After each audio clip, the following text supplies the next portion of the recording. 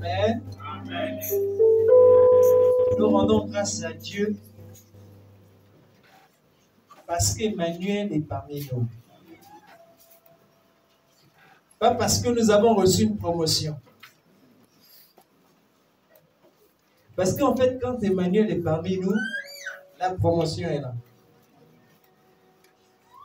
Nous rendons grâce à Dieu, pas parce que nous avons été guéris, mais parce que quand Emmanuel est parmi nous, la guérison est là. Amen. Nous rendons grâce à Dieu, pas parce que je suis en paix ou parce que je suis en sécurité, mais parce qu'Emmanuel est là. Quand Emmanuel est là, la paix et la sécurité sont présentes. Amen. En fait, s'il y a quelqu'un que nous devons chercher à tout prix, c'est Emmanuel. Amen. Voilà. Même dans le désert, Emmanuel est présent. Le sujet que le Seigneur m'a mis à cœur d'aborder avec l'Église du Seigneur ce matin, c'est le désert est salutaire. Le désert est salutaire. Ou encore, on va dire en français facile, le désert est bon. Pas le dessert. Parce qu'on peut confondre, surtout les enfants, ils confondent entre le désert et le dessert. Non. Le dessert, nous, on n'a pas trop ces habitudes-là. Mais c'est quand tu manges la banane après avoir mangé la viande et le manioc. À la fin, là, tu prends la banane, ça c'est le dessert. Mais ici, on parle du dessert. C'est différent.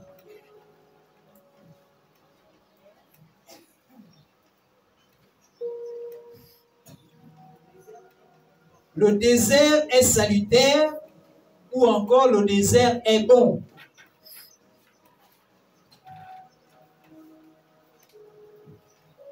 Alors, je suis allé regarder dans le dictionnaire le français, puisqu'on parle français. Dans le dictionnaire, c'est quoi le désert? Le désert, c'est un lieu aride. C'est un lieu qui n'est pas habité. C'est un lieu donc sans habitants. Il y a vide de monde, où il n'y a pas beaucoup de monde. C'est même un coin perdu. C'est un coin retiré où les gens n'y vont pas facilement. J'ai même vu dans le dictionnaire, comme les jeunes disent, c'est le bled. Le désert.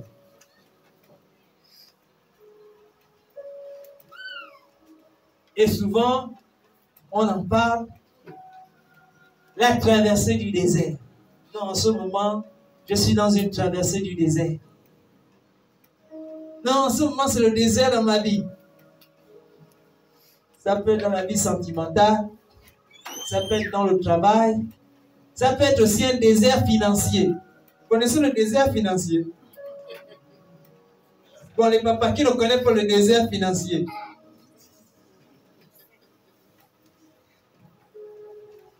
Le désert financier. Il y a le désert financier chaque mois, du 15 au 25. Là, c'est le désert financier. Toutes les réserves sont déjà épuisées. Là, c'est pour les fonctionnaires. Amen. Voilà donc, c'est ça le désert. C'est un lieu aride. C'est une période de la vie où les choses ne marchent pas dans le bon sens pour nous ou pour notre entourage. Quand les choses ne fonctionnent pas comme nous avons souhaité.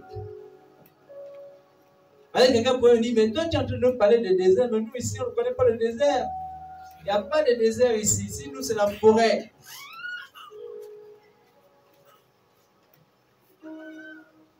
Les autres qui parlent français, ils ont dit le sens figuré. C'est-à-dire l'autre sens qu'on peut appliquer aussi au désert, Ce sont les difficultés de la vie. Les moments difficiles que je traverse. Et puis quelqu'un va me dire, mais le pasteur, vraiment, il est en train de nous dire des choses bizarres aujourd'hui. Je suis en train de passer des moments difficiles, donc tu dis que ces moments difficiles-là sont bons.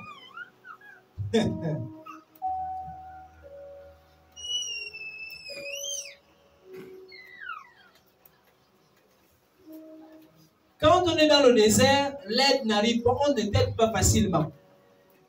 Quand tu es dans la période du désert, tu vas même demander de l'aide aux gens, ça ne vient pas.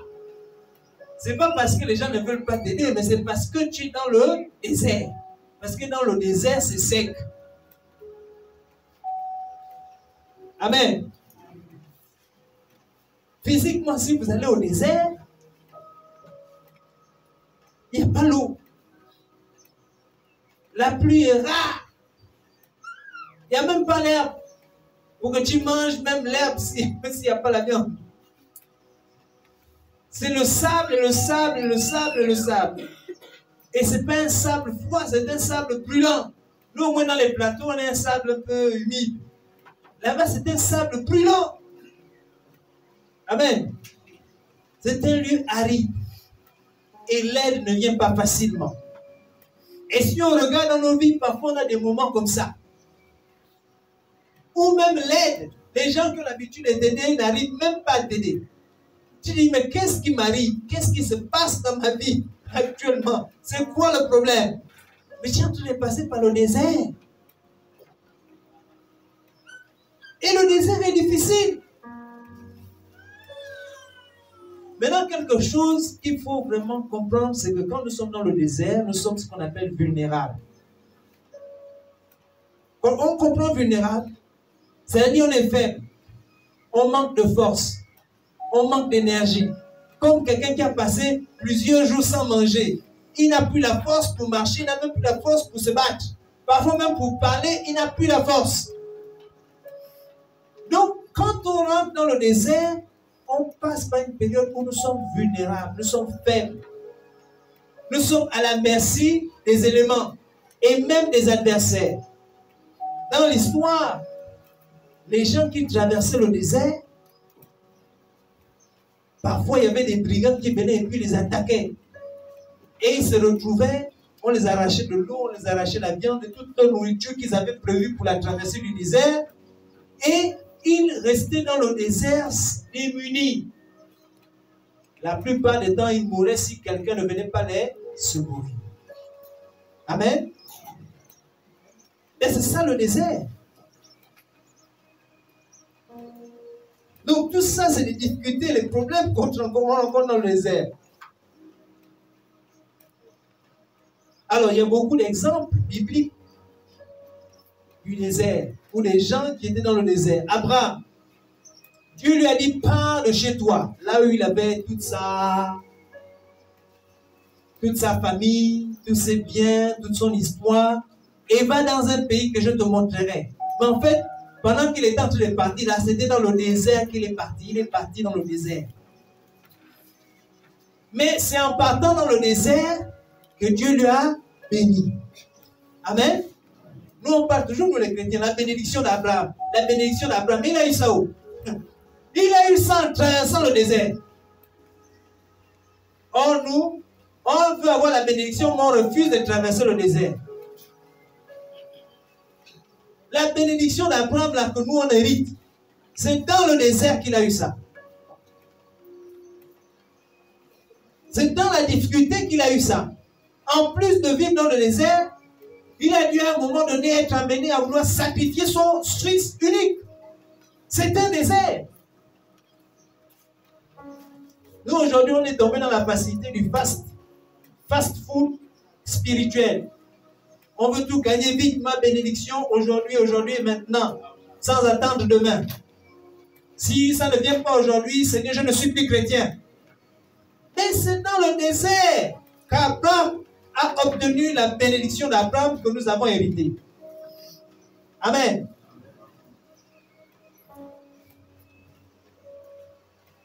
C'est aussi en traversant le désert que le serviteur d'Abraham allait chercher une femme à Isaac. Si le serviteur d'Abraham n'avait pas choisi de traverser le désert pour aller prendre une femme au fils de son maître, Isaac n'aurait pas eu sa femme. Amen. Donc on n'aurait pas eu Jacob. Et donc on n'aurait pas eu les 12 tribus d'Israël.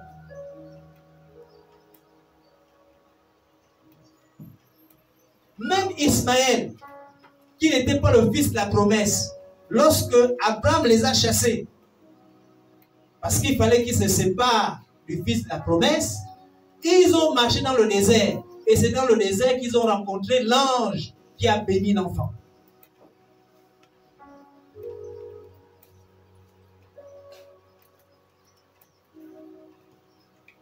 Jacob lui-même, à un moment donné, il a volé la bénédiction de son frère, que son frère Ésaü aîné devait avoir. Parce que Isaac était vieux et il devait bénir son fils aîné. Et qu'est-ce qui s'est passé? Par roublardise, sa mère et lui, ils ont trompé le père. Et le père a béni le petit frère à la place du grand frère. Alors, le grand a commencé à menacer la vie de Jacob. Qu'est-ce que Jacob a fait? Il a fui. Où ça? Dans le désert. Et c'est dans le désert là-bas qu'il a rencontré Dieu. Il a marché, il était fatigué, il n'a même plus rien. À un moment donné, il a pris un caillou, il a mis au sol et il a dormi. Et pendant qu'il a dormi, il a vu une échelle qui était jusqu'au ciel et où les anges montaient et descendaient. Amen. Et là, il a rencontré Dieu. Et il a combattu le combat de sa vie dans le désert. C'est dans le désert qu'il a combattu le combat de sa vie. La Bible dit que Jacob a lutté avec Dieu. N'est-ce pas? C'est dans le désert.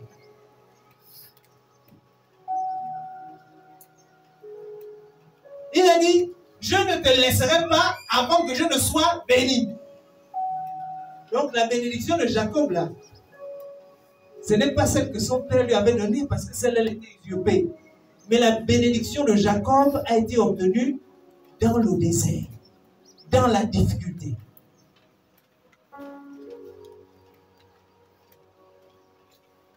Le désert est salutaire.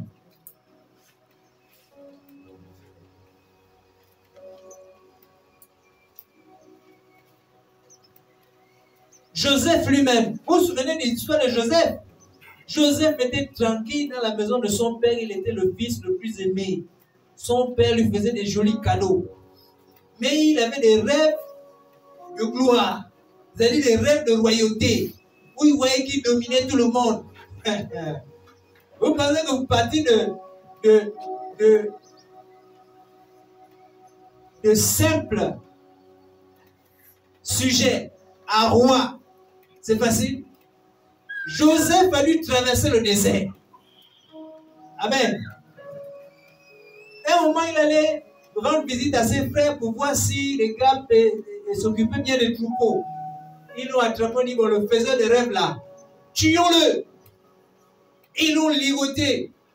Et puis un de ses frères, Ruben, a dit, non, ne mettons pas la main sur lui, c'est quand même notre sang. Jetons-le dans une citerne du désert. Jetons-le dans une citerne du désert. Au moins, on n'aura pas son sang sur nos mains. Il a été jeté dans la citerne du désert. Et les caravanes qui passaient par le désert pour aller en Égypte ont récupéré ce Joseph pour l'amener en Égypte. Il est passé par des moments difficiles. Mais à la fin, il a été roi d'Égypte. Il a été la seconde personnalité d'Égypte. Il a sauvé le monde alors et sauvé sa famille. Amen. Amen. Le désert est salutaire. Mais Jésus lui-même, fils de Dieu, après son baptême, la Bible dit qu'il fut conduit dans le désert par le Saint-Esprit. Saint-Esprit, toi tu connais maintenant les gens dans le désert. Mais dans le désert, c'est pour aller souffrir. Il faut conduire par l'Esprit dans le désert. Afin d'être tenté par le diable. C'est bien écrit, c'est pas moi qui invente, c'est écrit, on va lire ça tout à l'heure. Écrit noir sur blanc. Il fut conduit dans le désert afin d'être tenté par le diable. Amen. Tout ça, vous pouvez aller méditer à la maison sur tous ces personnages historiques, bibliques, qui ont traversé le désert avant de rentrer dans leur terre promise, avant de rentrer dans leur bénédiction, avant d'accomplir ce que Dieu les avait appelés à faire. Ils sont tous passés par le désert. Donc, le désert est salutaire. Mais le désert est bon, sauf que le désert est difficile. Ce n'est pas facile le désert. Ce n'est pas facile d'être dans un lieu où tu ne peux pas boire de l'eau. Ce n'est pas facile d'être dans un endroit où on boit des gouttes, où le soleil te chauffe, physiquement parlant, où tu es dans le manque, où les choses que tu espères ne viennent pas. Ce n'est pas facile, c'est très difficile. Mais si tu veux vivre la vie pour laquelle Dieu t'a appelé, ou continuer dans l'élan que Dieu t'a donné, dans le projet de vie que Dieu a conçu pour toi, dans la destinée que Dieu a pour toi, ce que Dieu a planifié pour ta vie, si tu veux réussir ta vie selon Dieu, tu dois passer par le désert. Mais tu ne dois pas faire que passer par le désert. Tu dois remporter les victoires du désert. Parce qu'en fait, on ne part pas le désert, on ne part pas dans le désert pour se balader. Là-bas, on part pour combattre, pour remporter les victoires. Si tu échoues dans le désert, ben tu continueras à tourner dans le désert et tu n'atteindras pas la terre promise. Amen.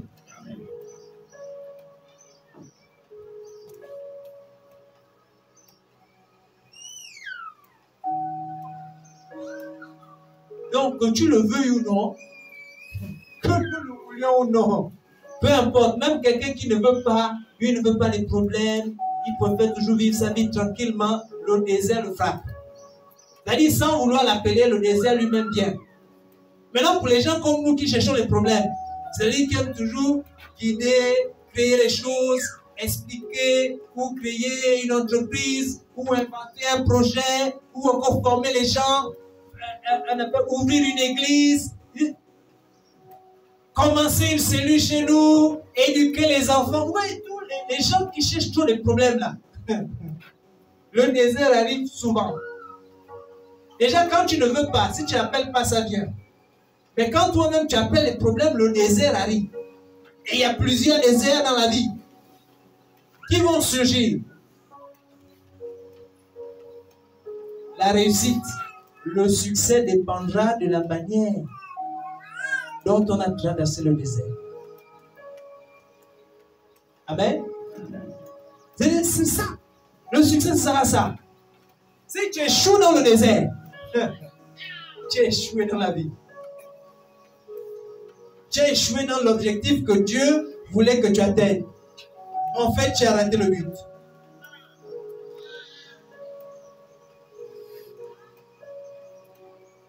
Mais ce qu'il faut retenir, ce qui est très important, c'est qu'au désert, on est vulnérable. On est faible. On manque de capacité. On manque de force. C'est-à-dire toute ton intelligence là. Quand tu es dans le désert, ça ne sert plus à rien ou à très peu. Toutes tes forces, énergie là, quand tu es dans le désert, ça fait déjà 40 jours que tu as jeûné. Il n'y a plus la force. Même si ton coup de poing est un coup de poing de feu, quand tu donnes, le gars à terre. Mais après 40 jours dans le désert, il n'y a plus la force dans le coup de poing. Amen. Si toi tu parles beaucoup là, quand tu es dans le désert, ta parole n'a plus de force. Si toi tu sais bien faire les choses, dans le désert, tu n'es même plus capable de bien faire les choses. Parce que c'est une période difficile. En fait, tes capacités humaines sont diminuées et réduites quand tu traverses le désert. C'est pour ça que je crois que l'apôtre Paul va dire, c'est quand je suis faible. C'est quand je suis faible. C'est alors que je suis fort. Mais c'est bizarre ce gars. Il est en train de raconter des histoires. Comment c'est quand il est faible qu'il est fort? Mais parce qu'en fait, il ne compte plus sur lui. Parce que lui, il a compris qu'il est faible. Il n'y a pas moyen de faire quoi que ce soit avec lui-même. Donc, il faut appeler quelqu'un d'autre qui est plus fort. Alléluia. Voilà.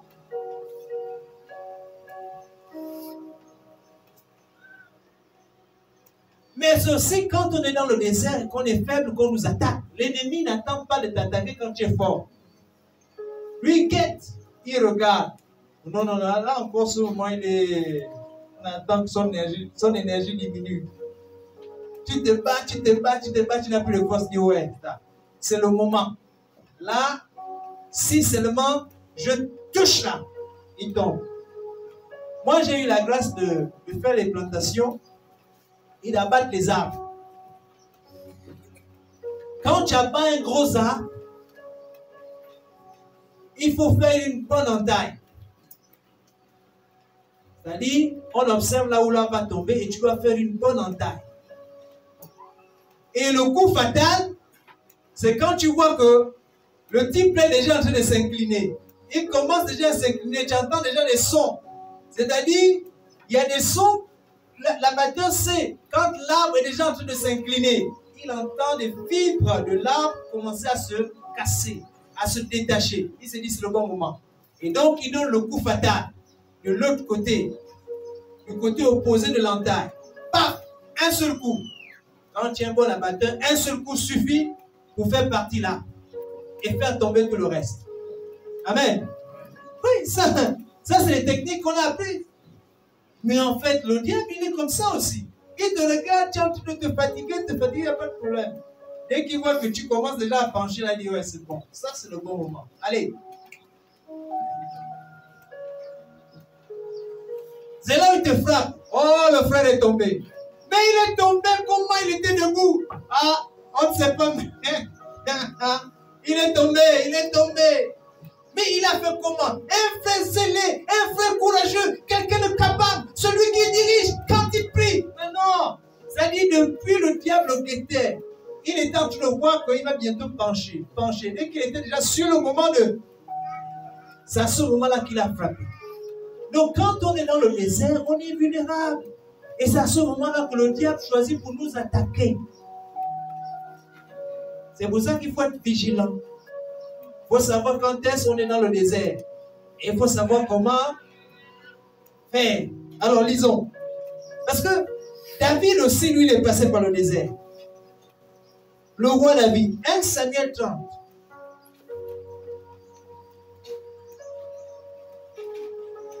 Samuel 30.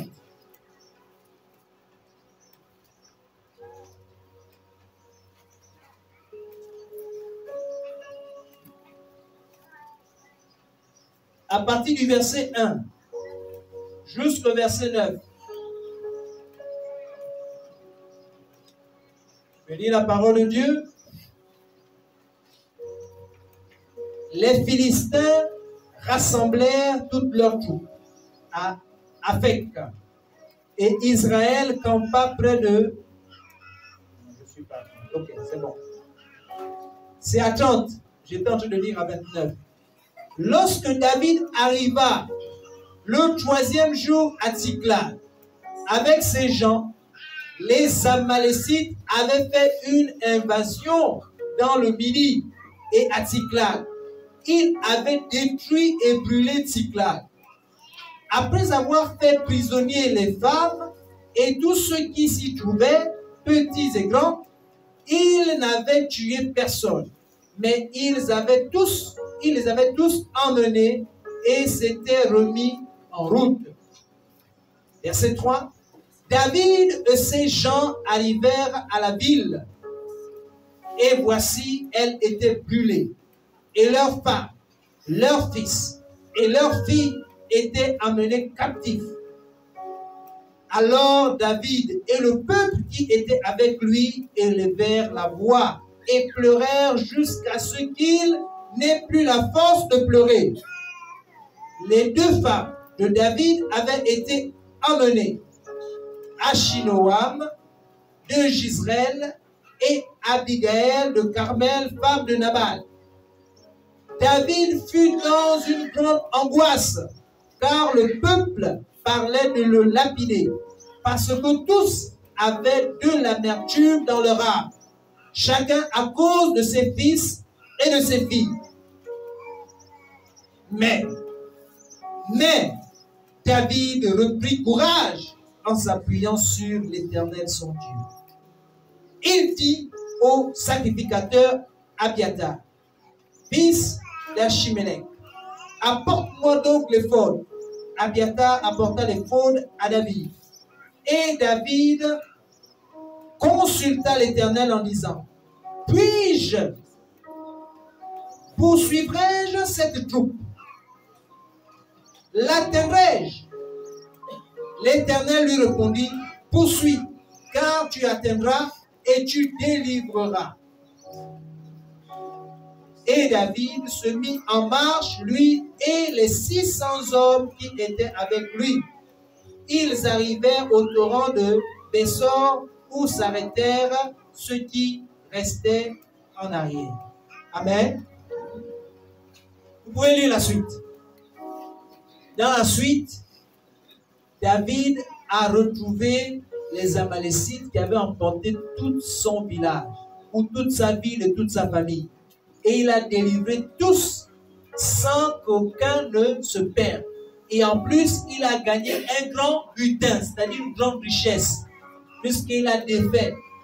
Il a remporté la victoire contre les Amalécites et il a récupéré toutes les richesses que ces gens-là avaient. Amen. Mais avant d'arriver à la réussite ou à la victoire, qu'est-ce qui s'est passé? Il est arrivé dans son village après être allé combattre contre les Philistins pour le peuple de Dieu.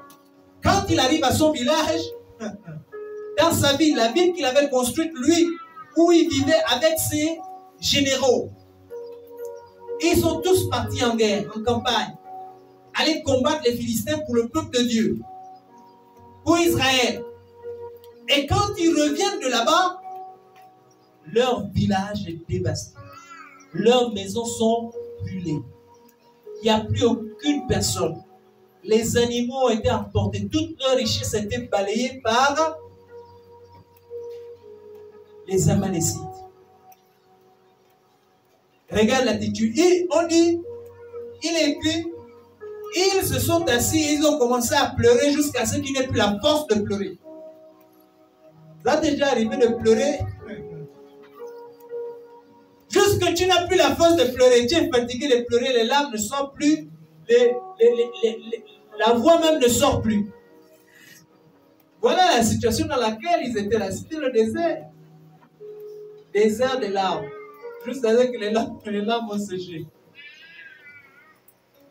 Amen. Mais ça, c'est tout le monde. Mais regardez David.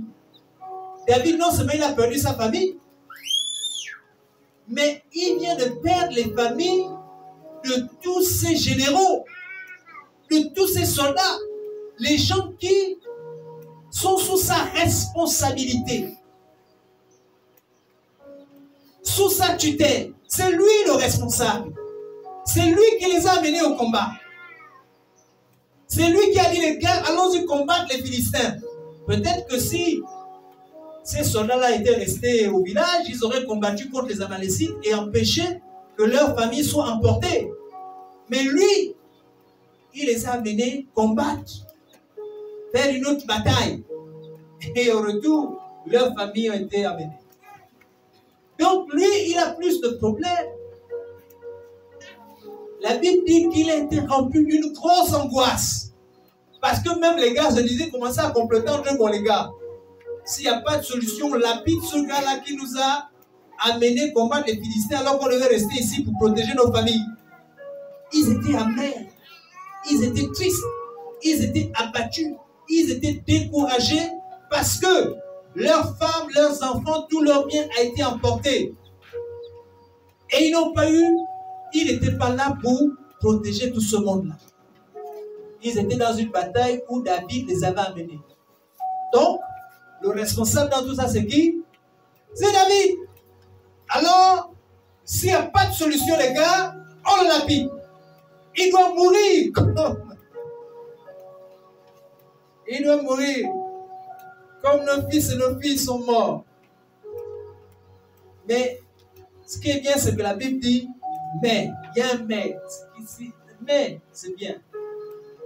Ça marque une opposition entre la situation négative et la situation positive qui va arriver. Mais, David reprit courage en s'appuyant sur le Seigneur. Amen. Si David n'avait pas repris courage, on l'aurait lapidé. Personne n'aurait eu le courage d'aller poursuivre les Amalécites pour délivrer leur famille. Et même encore, la Bible dit David reprit courage en s'appuyant sur le Seigneur. Il n'a pas dit, bon les gars, c'est bon. On prend courage, allez, poursuivons-les, allez, attaquons-les. Non, il n'a pas dit ça. Il n'a pas commencé déjà à courir, aller chercher une solution comme nous, on a l'habitude de faire.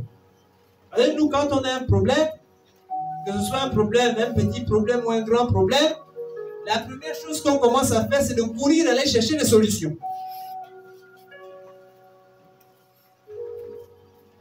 Il aurait pu dire, nous sommes les soldats. Soldats, allez, poursuivons ces assaillants-là et délivrons notre famille. Mais est-ce qu'ils étaient sûrs qu'on ne les avait pas déjà tués? Ils n'étaient pas sûrs de ça. Est-ce qu'ils étaient sûrs qu'en allant, ils devaient remporter la victoire contre la multitude qui était passée? Ils n'étaient pas sûrs de cela. Ils ne pouvaient pas en être sûrs. Alors, il fallait s'appuyer sur le Seigneur pour savoir qu'est-ce qu'il y a lieu de faire dans cette situation. Donc, qu'est-ce qu'on retient? Quand tu traverses le désert est difficile, c'est vrai. Mais quand tu traverses le désert, il faut deux choses. Même si tu es découragé, abattu, qu'il n'y a plus d'espoir, même si c'est flou, même si tu es sur le point de mourir. Là, ça arrive souvent quand on est gravement malade. Ou quand on est bien malade. C'est là où le diable vient te dire, tu vas mourir. C'est-à-dire, tu entends la voix. La voix te dit, le diable est méchant, lui il est encouragé. Elle te dit, tu vas mourir. Tout ce que tu es en train de faire là, tu vas à l'hôpital et tout ça, ton argent va finir. Tu vas mourir.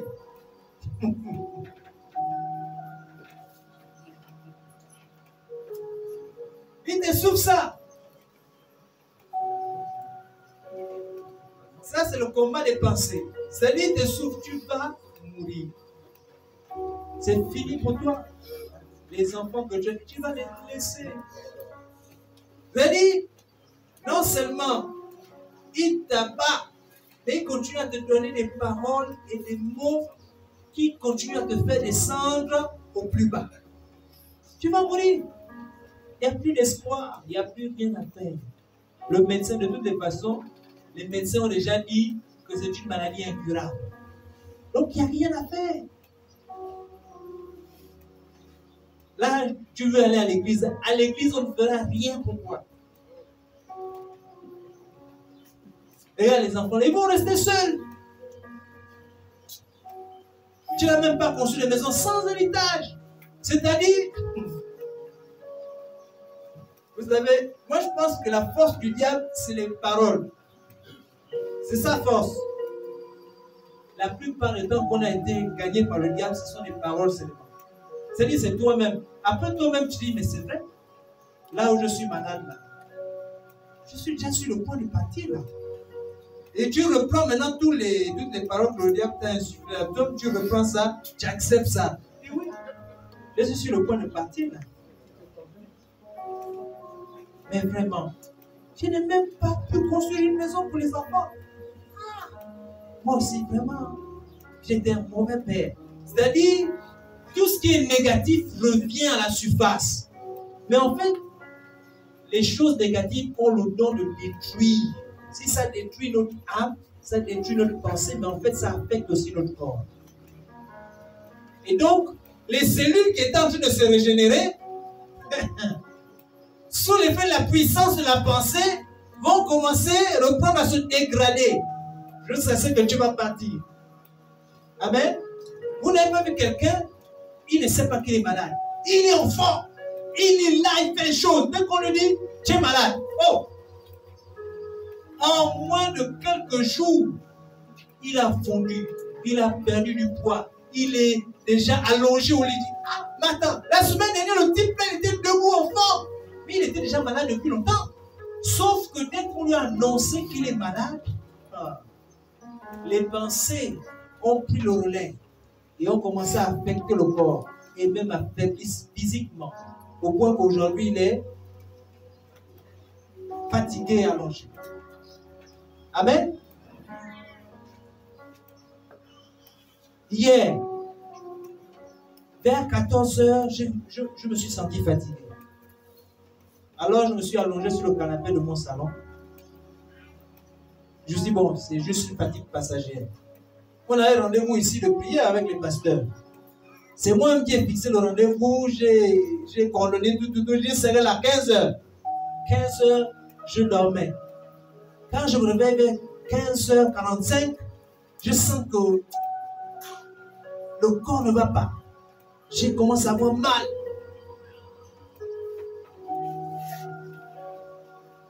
Et je sens la fièvre monter. Moi, je dis, ah, là, on dirait que je suis malade. J'appelle le pasteur pour dire, bon, passe. Là, je suis fébrile. Je ne vais pas pouvoir arriver là-bas. Je pense qu'ils n'ont même pas répondu. Ils étaient occupés. J'ai dû appeler Romario pour essayer de passer l'information. Parce qu'ils étaient occupés dans la prière. Et c'est à 17 h finalement que j'ai pu la voir pour dire, bon, je n'ai pas pu venir parce que je me suis senti mal. Donc tout ce que j'avais prévu hier après-midi, à un moment donné, j'ai commencé à grelotter. J'ai pris la couverture, j'ai mis. Et puis, je commençais à laisser aller à la maladie. Après, moi, j'ai dit non. Non. Je te réprime. Je refuse d'être affecté par la maladie. Amen. Je n'ai pas pris les médicaments. Et, sauf que je me sentais toujours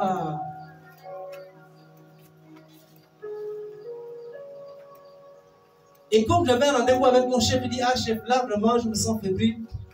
Je ne peux pas honorer au rendez-vous. Il m'a dit, bon, écoute, prends un peu de citron et de l'eau. J'ai demandé à ma femme de faire le citron et de l'eau tiède, j'ai bu. Et j'ai continué à dire, non, je refuse. Je refuse de donner mon corps à la maladie. Je refuse ça. Il dit, il y avait un combat dans ma tête. Accepter que je suis alité, malade, et refuser d'être alité et malade. Mais le corps, l'état que j'avais, était un état fébrile. Mais il fallait que dans ma tête ou dans mes pensées, je dise non. Et vers 19 h, je me sentais un peu mieux. J'ai commencé à transpirer. Et j'ai dit à ma femme, ah, là, je me sens un peu mieux là. Donc, si tu peux me servir à manger. Et c'est à ce moment que j'ai même pris les médicaments. Amen. Donc, parfois, on se laisse aller quand on est dans le désert. On se laisse aller à la difficulté.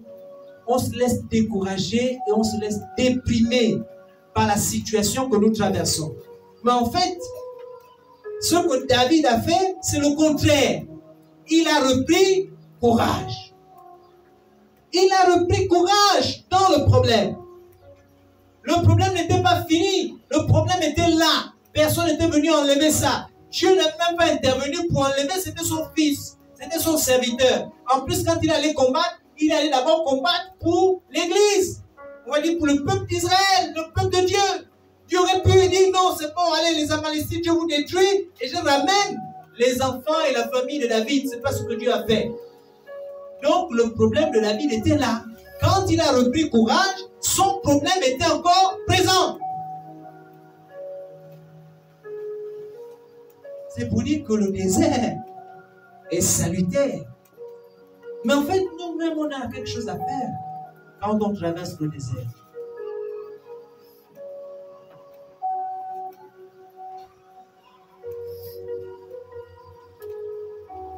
En fait, c'est au désert que tu vas livrer les plus grands combats de ta vie. C'est au désert que tu vas livrer les plus grands combats de ta vie. Les batailles décisives, c'est au désert. Ce ne sera pas quand tu es en forme. Ce ne sera pas quand tout va bien. Ce ne sera pas quand tu es dans ta zone de confort, où tout est ok, tout est parfait, il n'y a pas de problème. Non, c'est généralement quand tu arrives dans le désert que tu combats, que tu livres les batailles de ta vie, les plus grandes batailles. Les batailles pour ta santé. Tu es dans le désert de la santé. Malade, malade, malade, malade. Il faut que tu livres le combat pour ta santé. Le désert pour ton mariage. Désert sentimental. Depuis là, mais comment, c'est quoi? C'est dans le désert là que tu vas livrer la bataille. C'est là-bas.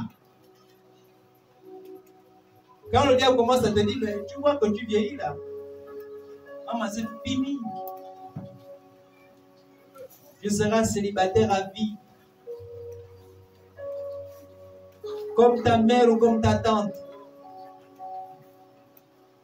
Toi-même, tu dis, mais oui, c'est vrai. C'est-à-dire que dans notre famille, il y a toujours au moins une ou deux qui ne se marient pas. Donc, c'est normal.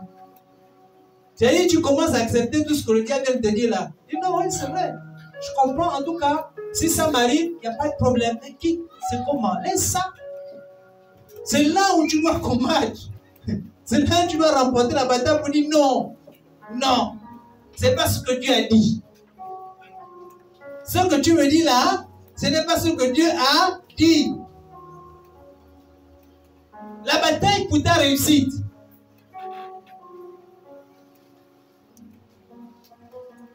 Les élèves, les étudiants là, ou les travailleurs, la bataille pour ta réussite.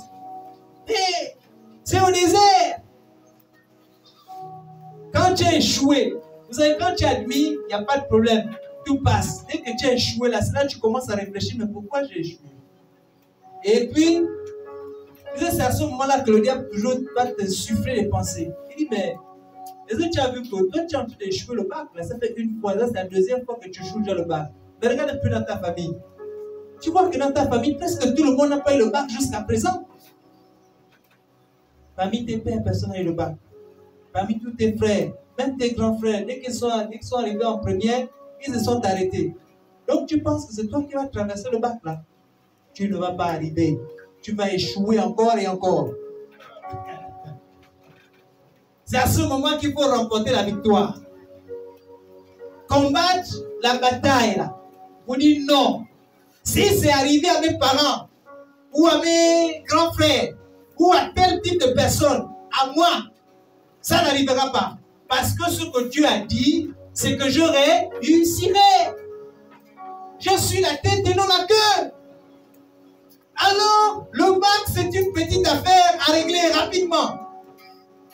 Avec Dieu, nous aurons du succès. Nous remporterons toujours des victoires. Le combat pour ta carrière, les batailles pour ta carrière, c'est dans le désert. C'est quand on a fait on a donné la promotion à ton concurrent et que toi t'as mis de côté.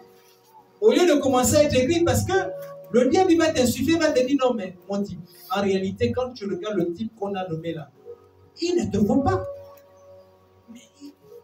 Quand tu regardes même intellectuellement, au niveau de la connaissance, au niveau de la maîtrise des sujets, mais ce type-là, il ne te vaut pas. Vraiment, toi, tu es largement au-dessus. Mais pourquoi est-ce qu'on l'a même nommé? Logiquement, c'est toi qui devais prendre cette place-là. Mais regarde maintenant. Non, on peut faire. Et puis tu commences à être aigri, amer. On disait, mais c'est vrai. Je ne sais pas pourquoi dans ce pays-là, on encourage la médiocrité. Si c'est ça, d'ailleurs, je ne ferai plus mon travail correctement. Puisqu'on ne veut pas de mes compétences, alors je ne ferai rien. Et en fait, tu es en train maintenant de virer vers le mal, vers la destruction. Tu vas maintenant chercher à mettre les pots de banane à celui qu'on a donné la promotion. Il va voir ça. C'est-à-dire, ce n'est même pas d'abord l'affaire de sorcellerie, parce que ça arrive. Ce n'est même pas d'abord l'affaire, c'est juste toi-même dans ta pensée. C'est-à-dire, lui, il a eu la promotion, il ne l'avait pas mérité. Donc, tu commences à mettre les pots de banane. Tu commences à réfléchir à des stratégies pour qu'il fasse des erreurs, pour qu'il échoue, pour qu'il ne soit plus apprécié par le chef et par l'administration, pour qu'on le vire afin que tu prennes la place. Mais en fait, dès que tu arrives à faire ça, c'est que tu as déjà échoué la bataille du désert. Tu viens d'échouer la bataille. C'est-à-dire le diable t'a déjà eu. Ce qu'il faut faire, c'est de rendre grâce. Parce que lui, il a eu la promotion et non toi.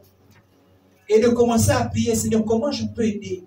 Comment je peux faire en sorte qu'il réussisse dans son activité, dans sa direction, dans la mission qu'on l'a confiée? Comment est-ce que je peux faire? Et après, quand tu as réfléchi à toutes les stratégies, maintenant tu vas vers lui, tu dis, bon, type, on t'a nommé dernièrement, vraiment je te félicite pour cela.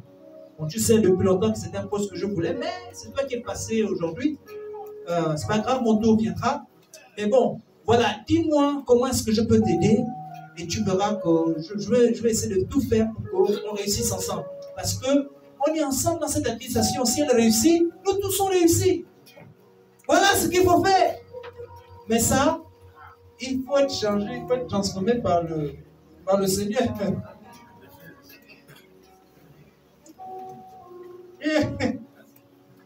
C'est-à-dire qu'il faut que le Seigneur ait travaillé ton cœur pour que tu arrives à là. Pour arriver à ce niveau-là, il faut que le Seigneur ait travaillé ton cœur. Parce que quand tu penses à tous les sacrifices que tu as faits, et que vraiment, comme ça, à quelques instants d'être nommé au nom de quelqu'un d'autre, ça c'est très douloureux. Ça déchire le cœur humain.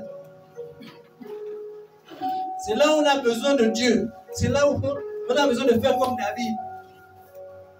Se fortifier en s'appuyant sur le Seigneur.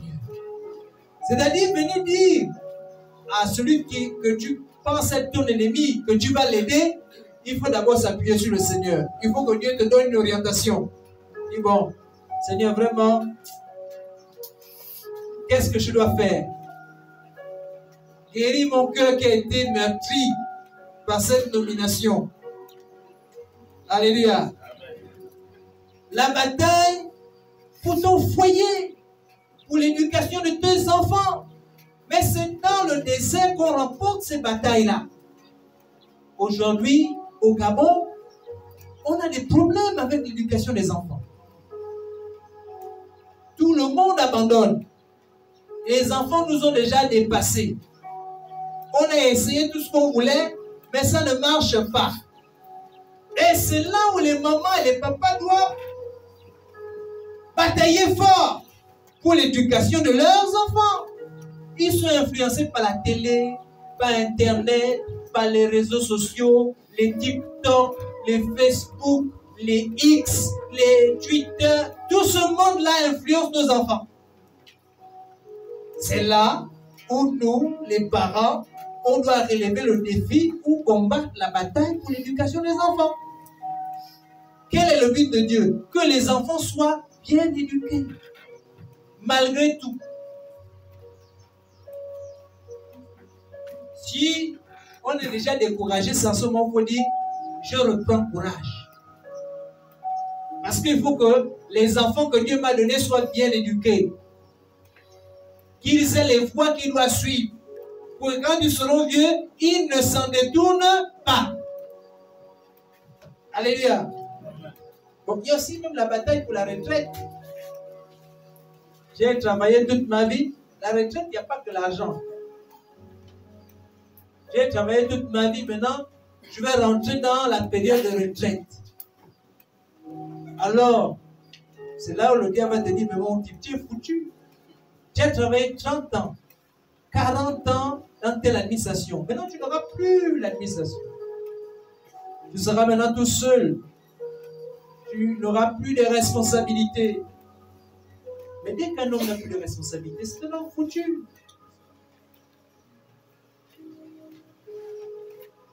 Et en plus, je me rends compte que tu n'as même pas investi. Vraiment.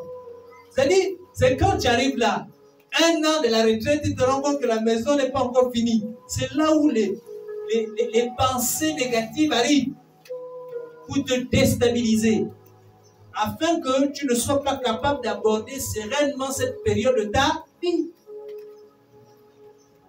C'est vrai qu'il aurait fallu préparer ça avant, mais tu as raté la préparation. C'est pas pour ça qu'il faut mourir. Il y a toujours moyen de rattraper les choses. Avec Dieu, il n'est jamais trop tard. Alors, au lieu de se décourager et de dire c'est foutu, vaut mieux je meurs déjà même, c'est le moment de s'appuyer sur le Seigneur et de dire Seigneur, qu'est-ce que je dois faire? Amen. Donc c'est dans le désert, c'est pendant ces moments difficiles-là que le diable va toujours nous attaquer. Toujours. Et la seule moyen ou méthode, le seul moyen ou la seule méthode qu'il a, la seule stratégie qu'il a, c'est de te donner des pensées négatives. Et après, comme on est trop intelligent, c'est-à-dire notre cerveau travaille beaucoup, il prend les petites pensées que le diable t'a données là et puis tu amplifies ça, ça devient gros. Ce qui devait être un petit problème, ça devient un gros problème dans ton cœur. Au point que ça te détruit, ça te pourrit la vie.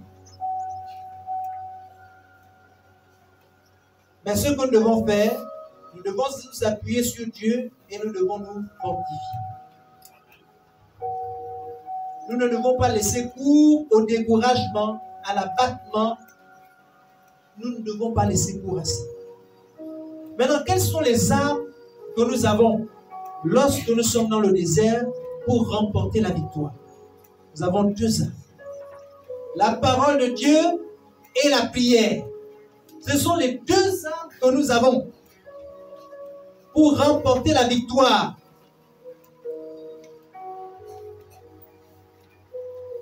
Pour remporter la bataille.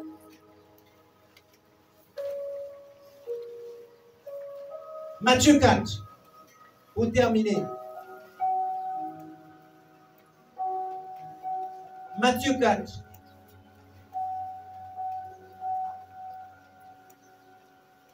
Du verset 1 au verset 11.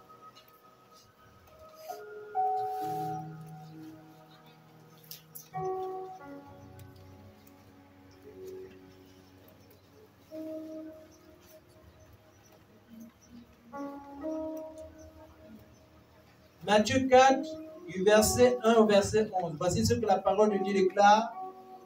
Alors Jésus fut amené par l'Esprit dans le désert pour être tenté par le diable. Après avoir jeûné 40 jours et 40 nuits, il eut faim. Le tentateur, s'étant approché, lui dit, « Si tu es fils de Dieu, ordonne que ces pierres deviennent des pains. »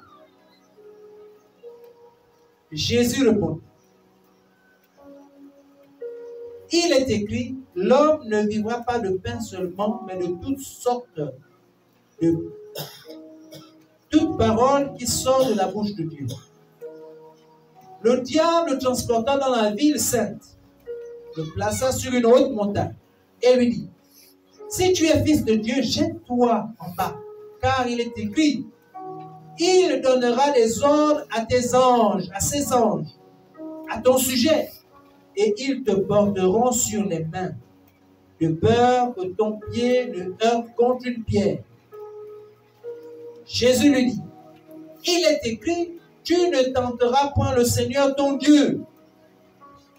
Le diable le transporta encore sur une montagne très élevée, lui montra tous les royaumes du monde et leur gloire. Et il lui dit, je te donnerai toutes ces choses, si tu te prosternes et m'adores. Jésus lui dit, retire-toi, Satan, car il est écrit, tu adoreras le Seigneur ton Dieu, et tu le serviras lui seul. Alors le diable le laissa, et voici des anges vinrent auprès de Jésus et le servirent. Amen. Jésus ici, dans cette histoire-là, vient de remporter la bataille que Adam n'avait pas pu remporter.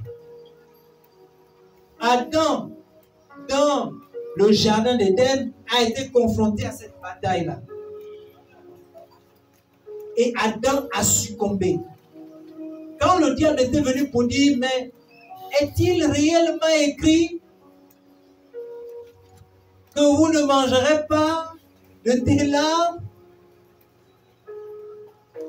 Et la femme a répondu, et quand il a encore dit, mais non, Dieu sait que le jour où vous mangerez cet arbre-là, vous serez comme des dieux, vous aurez la connaissance du bien et du mal. Donc en réalité, Dieu s'est trompé en vous interdisant de faire ça. Toi-même, tu es libre, choisis. Amen. Adam a échoué. Parce qu'il a écouté le diable. Il ne s'est pas retenu sur ce que Dieu avait réellement dit. Dieu a dit, ne faites pas. Il aurait dû répéter. C'est la même chose avec Jésus ici. Jésus est faible. 40 jours sans manger, sans boire. C'est-à-dire que le corps humain, il ne peut plus supporter normalement. Et c'est à ce moment-là, au moment où Jésus est vulnérable, il sait que ce type-là, il a faim. Il dit, bon, mon type, toi, tu es fils de Dieu. Logiquement, une pierre comme ça, là, tu peux la transformer en pain. Et tu vas manger, ça va t'éviter d'avoir faim. Est-ce que Jésus était incapable de faire ça? Il n'était pas incapable de faire ça. Mais s'il faisait ça, il venait d'obéir à Satan. Et dès qu'il obéit à Satan, il a échoué. Il a raté le but pour lequel Dieu lui a envoyé sur la terre. Amen. Et quand Satan se rend compte que le gars, il ne tombe pas pour les choses qui concernent le ventre, donc pour la nourriture, pour le manger, le boire, pour les bénédictions que nous on cherche dans les voitures et tout ça là. Quand il se rend compte que Jésus résiste à ça, il dit bon, c'est pas grave, on va trouver un autre moyen pour te tenter. Normalement, toi tu es venu, Jésus, tu es venu pour que le peuple là accepte Dieu. Bon, si tu sautes du haut du temple jusqu'au sol, et comme il est écrit, le Dieu connaît la parole, comme il est écrit, que quand tu vas sauter, les anges vont t'attraper, te tenir, te porter pour que tu ne te casses pas le pied. À ce moment-là, tout le peuple qui est là vont t'acclamer. Ils vont comprendre que tu es celui que Dieu a envoyé pour les délivrer. Et ils vont accepter le message que tu viens leur livrer. Ça, c'est notre tentation. La tentation de la reconnaissance. Ce que nous on cherche, que les gens reconnaissent qui je suis. C'est pour ça qu'on voit. Est-ce que tu sais qui je suis? Tu sais qui je suis, c'est un besoin légitime. Hein? Mais nous, on aime mettre ça en avant. Et le diable, c'est ça. Souvent, dans nos temps de faiblesse, dans nos temps de désert, ce sont ces choses-là. Tu es en conflit avec quelqu'un parce que tu veux qu'il reconnaisse qui tu es. Mais si Dieu reconnaît qui tu es, c'est bon déjà. Quand on est avec Dieu, Dieu c'est la majorité. Même si tout le monde ne veut pas t'accepter, si Dieu t'accepte, c'est bon. Vaut mieux que Dieu t'accepte que le monde entier t'accepte. C'est pour ça que Jésus va dire, il est écrit que tu ne tenteras pas le Seigneur ton Dieu. Comme pour dire, Dieu connaît exactement qui je suis, c'est quelle est la mission qu'il m'a envoyé faire sur la terre. Je n'ai pas besoin que le monde entier sache. De toutes les façons, ils le sauront plus tard. Amen. Et puis, le diable se rend compte que ce type-là, il résiste. Alors, on lui propose une tentation plus haute, à la hauteur de sa personnalité. Il dit, bon, écoute, tu vois tout le monde entier là, et toute la gloire, ça m'appartient. Ça m'a été donné. Donc, je te donne tout ça, si tu t'inclines devant moi, te prosterne. En fait, je fais de toi une star. Quelqu'un de reconnu mondialement, qui va briller, qu'on va reconnaître, qu'on va acclamer, qu'on va adouber. Je fais de toi cette personne-là. La seule chose que je te demande, c'est de t'incliner devant moi. Et Jésus lui dit, va-t'en Satan, parce qu'on adorera le Seigneur Dieu, lui seul, et pas autre chose, ni autre personne. Amen. Par ces trois tentations-là, Jésus vient de réussir haut la main le combat de sa vie, la bataille de sa destinée. Il n'a pas échoué là où Adam a échoué et là où nous aussi on échoue généralement. En fait, à chaque étape de notre vie, nous allons être confrontés à ces batailles-là, ce type de bataille. Il y en a parmi nous qui sont dans la bataille du ventre. Tu n'as pas encore trouvé le travail. La nourriture ne pousse pas. Donc, généralement, quand le diable va te tenter, il va te tenter dans ces choses-là. C'est ce qui pousse à aller voler. Ça, c'est la bataille du ventre. Et puis, il y a certains qui sont maintenant au niveau parce qu'ils ont plus ou moins réglé, ils sont, on appelle comme autosuffisants alimentaires. Donc, pour ce qui est de la maison, ce qui est de la nourriture, ce qui est... Voilà. Bon, pour ce côté-là, Dieu les a déjà bénis. Mais, pour ce qui est de la reconnaissance des gens, on le méprise encore. On ne reconnaît pas ses capacités. Même dans l'administration, les gens ne veulent pas accepter qui il est. Alors, le diable va nous tenter à ce niveau-là. On va chercher à vouloir grimper les échelons en écrasant, en piétinant les autres, en mettant les pots de banane et tout ça. On sera incité à faire ça. Et puis, il y en a qui sont maintenant au niveau E, c'est la gloire maintenant qu'ils cherchent. Faut que, quand on parle de moi, c'est à l'échelle de la nation. C'est à l'échelle de la nation, quand on parle de moi. Je suis un grand maintenant, ou je veux devenir grand. Amen.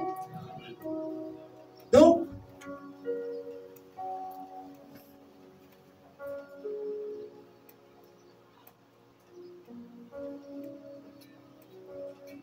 le désert est salutaire. Mais lorsque nous sommes dans le désert, nous avons une bataille ou des batailles à remporter. Et lorsque nous remportons la bataille dans le désert, Dieu nous fait grandir d'un cran. C'est-à-dire nous sommes toujours en train de grandir avec Dieu. Lorsque nous remportons la bataille, Dieu nous fait grandir d'un cran. La deuxième chose qu'on a, c'est qu'à chaque fois qu'il y a une bataille, il y a une bénédiction qui est attachée à cette bataille. Si je remporte la victoire, je grandis non seulement, mais aussi la bénédiction liée à cette bataille-là m'est accordée. Amen. Le désert est salutaire. C'est en passant par le désert qu'on remporte la victoire pour notre vie, pour notre destinée. Après le désert, nous avons deux choses. Soit une oasis, c'est-à-dire un moment où tu dois te reposer avant de commencer une nouvelle bataille, ou encore la terre promise. C'est-à-dire que là, tu as fini toutes les batailles que tu devais combattre. Alléluia. On va prier.